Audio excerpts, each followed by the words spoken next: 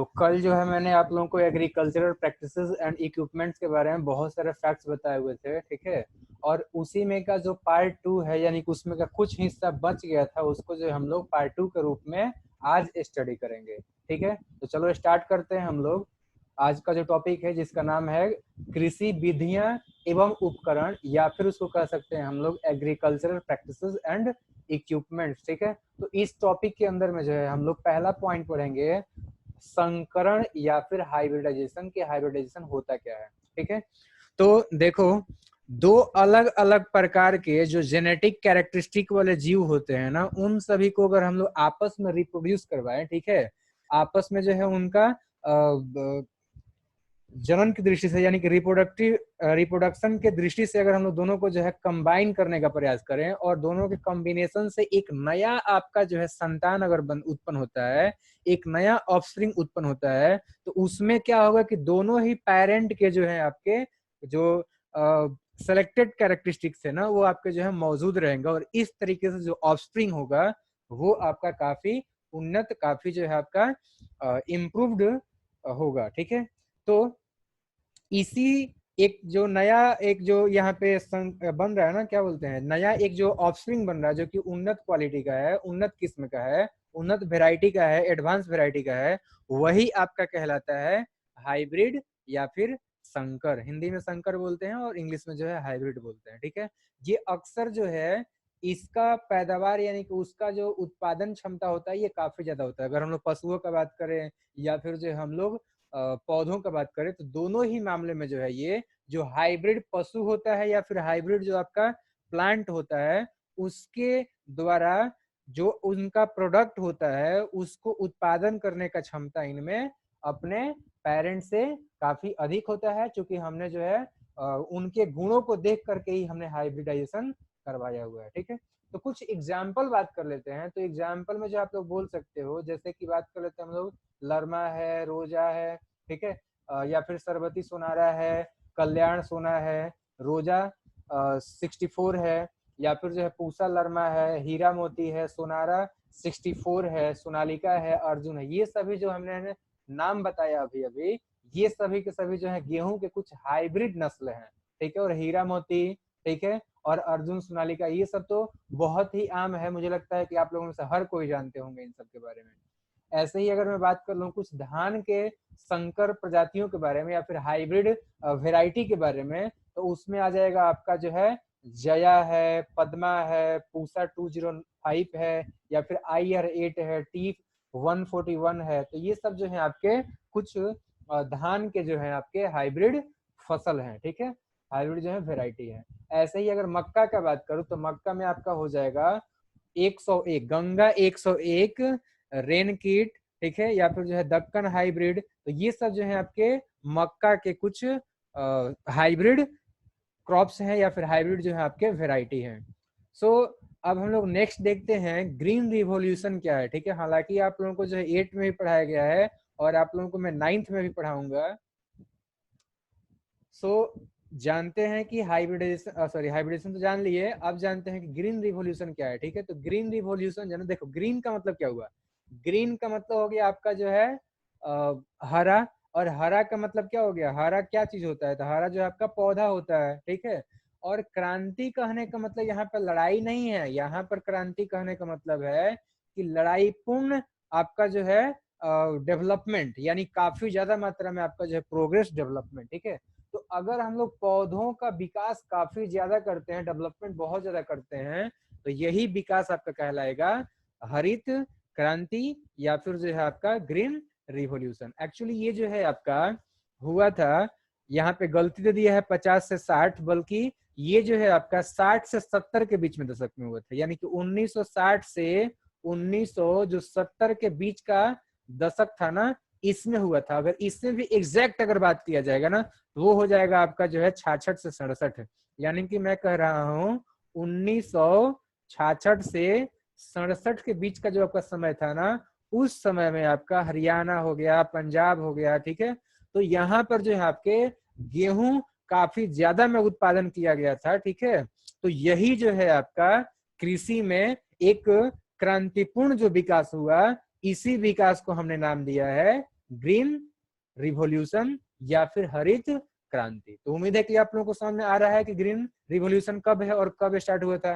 Actually ये जो है आपका MS स्वामीनाथन जी के द्वारा हुआ था, ठीक है। उन्होंने जो है क्या किया था कि कृषि के अंदर में बहुत सारे जो है आपके खाद हैं, ठीक है, या फिर बहुत सारे अलग दूसरे भी एडवांस जो आपके टेक्नोलॉजी थे ना, उन सभी को जो है किसानों तक पहुंचाए, किसानों को मोटिवेट किए और फिर जो है किसानों ने इस्तेमाल किया और आपका जो है जो खेती है, जो आपका एग्रीकल्चर है, इसमें आपका क्रांतिपूर्ण यानी कि लड़ाई जैसा जो है आपका यानी कि युद्ध स्तर पर आपका जो है खेती में विकास हुआ। उसी विकास को हमने नाम दिया है ग्रीन रिवॉल्यूशन।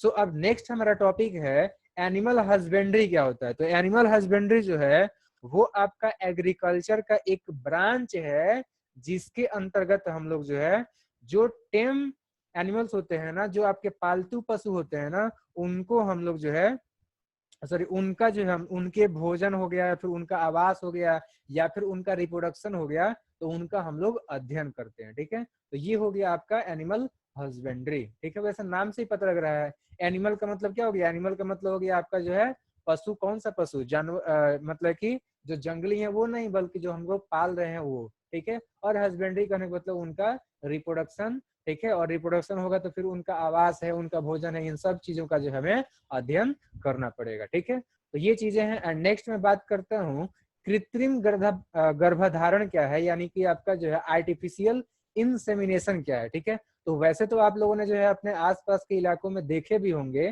ठीक है, और मैं समझा भी देता हूँ। एक्चुअली देखो, ये जो आपका कृत्रिम गर्भधारण है ना, या फिर आर्टिफिशियल जो इंसेमिनेशन है, इसमें क्या किया जाता है कि जो एनिमल के जो मादा लिंग होते हैं ना, जेंडर होते हैं ना, उनके योनि में जो है आपका कृत्रिम रूप से यानी कि मानव के द्वारा जो है वीर्य को, यानी कि जो आपका सीमेन होता है, उसको जो है उनके जेनिटल पार्ट्स में जो है पहुंचा दिया जाता है। तो यही प्रक्रिया आपका कहलाता है आर्टिफिशियल इंसेमिनेशन, ठीक है। आप लोगों ने देखा होगा कि बहुत सारे जो है डॉक्टर आते हैं जो कि आपके जो है एनिमल डॉक्टर होते हैं, और वो सब जो है जो मवेशी होते हैं, जैसे कि भैंस हो गई, गाय हो गई, ठीक है। तो उन सभी लोग उन सबको जो है आपने आर्टिफिशियल तरीके से गर्भधारण करते हुए आप लोगों ने देखा होगा। सो अब नेक्स्ट में बात करता हूँ, तो ये तो तरीका हो गया। अब इसमें हमें ध्यान देने वाली बात ये है कि इस आर्टिफिशियल तरीके में चूंकि हम लोग जो है पहले से स्टोर कर रखते हैं। देखो, हमें जिस प्रकार के कैरेक्टरिस्टिक वाला जीव का जरूरत है, मतलब ऑफस्प्रिंग का जरूरत है, वैसे ही कैरेक्टरिस्टिक वाले एक किसी मेल एनिमल के अंदर में से हम लोग वीर्य को, यानी कि आपका जो सीमेन है, उसको निकाल करके और जो उचित यानी कि जो अप्रोप्रिएट आपका जो है टूल्स होता है, उन सब के सहायता से क्या करते हैं कि जो मादा का यानी कि जो आपका फीमेल होती है, उनके जेनिटल ट्रैक्ट में पहुंचा दिया जाता है, ताकि जो ऑफस्प्रिंग हो वो आपका जो है हम जैसा चाहते हैं वैसे प्रकार का ही हो, ठीक है। चलो अब नेक्स्ट हम लोग बात करते हैं, एक यहाँ पर संस्था का नाम दे रहा है जिसका नाम है आपका IVRI, यानी कि भारतीय पशु चिकित्सा अनुसंधान संस्थान, या फिर कह सकते हैं हम लोग इंडियन वेटनरी रिसर्च इंस्टीट्यूट। ये जो है आपका इज्जत नगर में है। और इज्जत नगर कहाँ पे? तो बोले तो बरेली में। बरेली कहाँ? तो यूपी में, ठीक है। तो आप ये तीनों ही चीजें याद रखेंगे। इज्जत नगर मतलब कि बरेली में, ठीक है, और बरेली कहने का मतलब हो गया आपका जो है यूपी में, ठीक है। तो ये आप लोग ध्यान रखेंगे कि IRVI कहाँ है, ठीक है, सॉरी IVRI कहाँ है। सो नेक्स्ट मैं बात करता हूँ, ये जो आपका IVRI संस्था है ना, ये आपका जो है ये ऐसा संस्था है ये जो कि आपका 1942 में सबसे पहले कृत्रिम गर्भाधान शुरुआत किया हुआ था या फिर शुरू किया हुआ था, ठीक है। सो नेक्स्ट में बात करता हूँ, अभी जो है गायों के या फिर दूसरे पशुओं के जो है बहुत सारे एडवांस वेराइटी जो है हम लोगों ने डेवलप किया हुआ है अपने बायोटेक्नोलॉजी के दम पे, ठीक है, उनके जरिए। जैसे कि गाय की अगर मैं बात करूं तो करण हो गया, ठीक है, या फिर स्विस है, सुनंदनी है, जर्सी है, सिंधी है, या फिर भूरी स्विस साहिवाल है, या फिर फ्रीसियान साहिवाल है, ठीक है। तो ये जो है ना आपके गायों के कुछ एडवांस मतलब कि उन्नत किस्म के जो है उन्नत किस्म है, ठीक है। आपका जो है हाइब्रिड नस्लें हैं, ठीक है। सो नेक्स्ट में बात करने वाला हूं अब भैंसों के बारे में। तो भैंसों के कुछ जो है उन्नत हम लोग किस्मों का बात करें तो उसमें आपका मुर्रा याद कीजिए। आप लोगों को 9th में जो डिटेल्स में मैं पढ़ाऊंगा मुर्रा, सुरती के बारे में, जफराबादी है या फिर नीली है, नागपुरी है, ठीक है। तो ये सब जो है हमें 9th क्लास में ही पढ़ना है। सिंपल अभी आप लोग जो है कुछ इनके जो है नाम याद रखिए, हाइब्रिड नस्लों का नाम, ठीक है। जैसे कि मैंने भैंस का बताया अभी अभी, मुर्रा, सुरती, ये सब आप लोग ध्यान रखेंगे। अभी इन सब का जो है आपका हाइब्रिड करके आपका दूसरा भी आगे मैं बताऊंगा, ठीक है। चलो नेक्स्ट बात करते हैं बकरी का कुछ एग्जाम्पल। तो बकरी के कुछ उन्नत हाइब्रिड नस्लों का अगर बात करें तो कश्मीरी हो जाएगा, गद्दी हो जाएगा, बंगाल हो जाएगा, ये सब जो है बकरी के कुछ नस्लें हैं, ठीक है। सो अब नेक्स्ट हम लोग बात करेंगे अच्छा एक मिनट, कुछ और भी जो है डेटा हमें याद रखने पड़ेंगे। जैसे कि भेड़ का यहाँ पे दिया हुआ है और जो है आपका सुअर का दिया हुआ है। तो चलो भेड़ का जानते हैं। भेड़ में जो है आप लोग उन्नत नस्लों का अगर नाम याद रखना चाहते हो तो उसमें जो है आप लोग याद रख सकते हो गद्दी, लोही, बीकानेरी, गुरेज और इसके अलावा जो है आपका नीलोरी। नेक्स्ट अगर सुअर का बात की जाए, सुअर में आपका जो है इसमें हो जाएगा बड़ा सफेद योर्कशायर या फिर जो है आपका मध्यम सफेद योर्कशायर। इस तरीके से अगर देसी मुर्गियों का बात किया जाएगा तो इसमें जो है यानी कि इंडिजिनस हैंस या फिर फाउल्स, तो इसमें हम लोग बोल सकते हैं एसील का, बासरा, चीतागंग, गेगस, ब्रह्या और इसके अलावा कोचिन, ठीक है। तो खैर यहाँ से इतने सारे क्वेश्चन नहीं पूछेंगे, मुझे नहीं उम्मीद है कि भेड़ बकरी सुअर से पूछेगा, लेकिन आप लोग गाय और भैंस और जो आपका मुर्रा मैंने बताया था, सुरती बताया था, ठीक है, साहिवाल का बात हुआ था, तो ये सब जो है डेटा आप लोग ध्यान रखेंगे। यहाँ से जो है क्वेश्चन ज्यादा चांसेस है पूछने का, ठीक है। चलो नेक्स्ट में बात करता हूँ पीसी कल्चर क्या है, मछली पालन क्या है, ठीक है। तो देखो ये जो है ना, पीसी का मतलब मछली होता है। तो ध्यान दो कि पीसी कल्चर जो है वो विज्ञान का वो ब्रांच है जिसके अंतर्गत हम लोग मछली के पालने और उनके प्रजनन से संबंधित एक्टिविटीज का स्टडी करते हैं, ठीक है। अब मछली के एग्जाम्पल तो मैंने पहले ही बताया हुआ था, आपका जो है स्वच्छ जलीय जो मछली है या फिर जो है समुद्री जलीय जो मछली है, लेकिन फिर भी एक बार हम लोग रिवाइज कर लेते हैं। जैसे कि यहाँ पे गेहूं नहीं रोहू होना चाहिए, तो रोहू, ठीक है। तो रोहू के अलावा जो है आपका हो जाएगा कातला, कार्प, टीरिका, मालही, सिंघाड़ा, इसके अलावा कालबासु। तो ये सब जो है ऐसी मछलियों के एग्जाम्पल्स हैं जो कि आपके फ्रेश वाटर में रहते हैं। और मराइन वाटर में बात करेंगे तो बॉम्बे डॉक, ईल, प्रॉम्फेट, सालमोन, सार्डिन, इसके अलावा जो है आपका बहुत सारी अदर भी मछलियां होती हैं, ठीक है। चलो सो अब नेक्स्ट बात करते हैं कि ऑपरेशन फ्लड क्या है, या फिर यूं कहें कि मिल्क रिवॉल्यूशन क्या है, या फिर कहूं व्हाइट रिवॉल्यूशन क्या है। तो इसके बारे में भी हमें जानना जरूरी है, चलिए जान लेते हैं। सो देखो वैसे तो नाम से पता लग ही रहा है कि व्हाइट का मतलब हो गया आपका जो है दूध, ठीक है। और ऑपरेशन फ्लड, फ्लड कहने का मतलब भी आपका जो है दूध का ही सेंस जा रहा है, ठीक है। तो देखो इसका डेफिनेशन हम लोग क्या बताएंगे। एक्चुअली देखो बात क्या है ना कि जो आपके जो है दुधारू गाय या फिर भैंस या फिर जो भी आपके जो मवेशी है ना, इन सभी के नस्लों में हमने जो है डेवलपमेंट किया, टेक्नोलॉजी को डेवलप किया, और उन सभी टेक्नोलॉजी के दम पर हमने क्या किया कि जो दूध उत्पाद है ना, दूध उत्पाद है, मिल्क प्रोडक्ट है, इनमें हमने क्रांतिपूर्ण तरीके से जो है विकास किया, और उसी विकास को हमने नाम दिया है दूध क्रांति या फिर व्हाइट रिवॉल्यूशन। और इसका जो आपका फादर है वो आपका जो है कुरियन है, ठीक है, डॉक्टर वर्गीज कुरियन। ये आप लोग जो है नाम याद रखेंगे।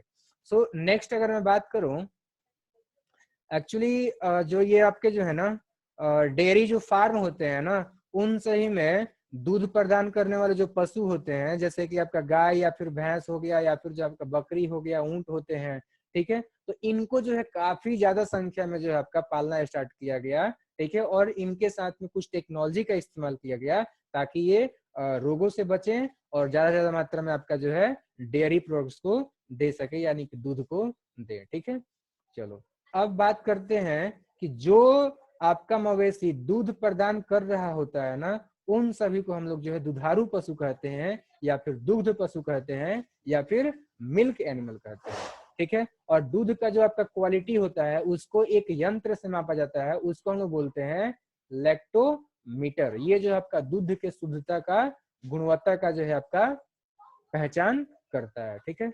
चलो नेक्स्ट बात करता हूँ सुनहली क्रांति, जिसको कि हम लोग रजत क्रांति कहते हैं या फिर उसको हम लोग जो है सिल्वर रिवॉल्यूशन कहते हैं, ये क्या है। तो देखो एक्चुअली एक्सोटिक प्रजाति यानी कि जो आपका विदेशी प्रजातियां हैं ना, उनका मतलब उनके जरिए जो है अंडा का ज्यादा मात्रा में उत्पादन किया गया, क्रांतिपूर्ण तरीके से जो है अंडा के उत्पादन में वृद्धि हुआ, उसी वृद्धि को हम लोग कहते हैं सुनहरी क्रांति। और इसका जो आपका मतलब कि जो रजत क्रांति है, इसके जो है फादर माना जाता है आपका इंदिरा गांधी को। सो अब लास्ट एक टॉपिक रह गया है मधुमक्खी पालन या फिर जो है आपका एपी कल्चर। तो चलिए जान लेते हैं कि एपी कल्चर क्या है, ठीक है। देखो एक्चुअली वैसे तो मधुमक्खियां जो हैं खुद ही अपने नेचुरल हैबिटेट यानी कि जो है आपके पेड़ों के ऊपर लगती हैं, लेकिन उनसे हमें कुछ खास बहस नहीं है। हमारा मतलब है यहाँ पर कि लकड़ी के जो बॉक्से होते हैं ना, ठीक है, उनके अंदर में अगर मधुमक्खियों को पाल रहे हैं तो ये आपका कहलाता है एपी कल्चर, ठीक है। वैसे तो मधुमक्खियों का जो घर है वो तो छता होता है, और आप लोग ये भी जानते हैं कि जो फूलों का मकरंद होता है, नेक्टर होता है ना, उसको ये इकट्ठा करती हैं और उन्हीं से जो है ये शहद तैयार करती हैं। और पिछले वाले टॉपिक में या फिर चैप्टर में जो हमने ये आप लोगों को पढ़ाया था कि जो आपका शहद होता है उसमें वाटर होता है और शर्करा यानी कि उसमें जो आपका ग्लूकोज, फ्रक्टोज, सुक्रोज, ये सब चीजें होती हैं। इन सब के अलावा मिनरल्स होता है, प्रोटीन होता है, एंजाइम्स होते हैं, ठीक है। और कितना मात्रा में होता है उसमें समय नहीं गवाऊंगा, आप लोगों को पहले ही मैंने पढ़ा दिया हुआ है। सो नेक्स्ट बात करूं तो इस शहद के साथ साथ में जो है इन मधुमक्खियों के द्वारा हमें जो है मोम प्राप्त होता है, और मोम का बहुत सारा इस्तेमाल होता है, जैसे कि मोमबत्ती बनाना या फिर बहुत सारे जो फ्रूट आते हैं ना उनको प्रिजर्व करने में भी इसका इस्तेमाल किया जाता है। एक बात ध्यान रखो कि अंडा देने का जो काम है वो रानी मधुमक्खी का होता है, और जो अंडा वो दे देती है तो उस अंडे से जो है आपका पहले लार्वा निकलता है, और लार्वा जो है आपका मेटामॉर्फोसिस प्रक्रिया के द्वारा प्यूपा में बदलता है, और फिर जो है वो एडल्ट में बदलता है। तो ये चीजें होती हैं। आगे ध्यान दो, ये जो आपका लार्वा और प्यूपा जो आपका जो है मिडिल एज है, बचपन का एज है, इस समय में देखभाल करने का काम रानी नहीं करती है, उनका काम है सिर्फ अंडा दे देना। बाकी जो इसका देखभाल करने का काम है वो आपका जो है लेबर मधुमक्खियों के द्वारा किया जाता है। तो उम्मीद है कि ये मधुमक्खी पालन आपको जो है बेहतर तरीके से समझ में आया होगा।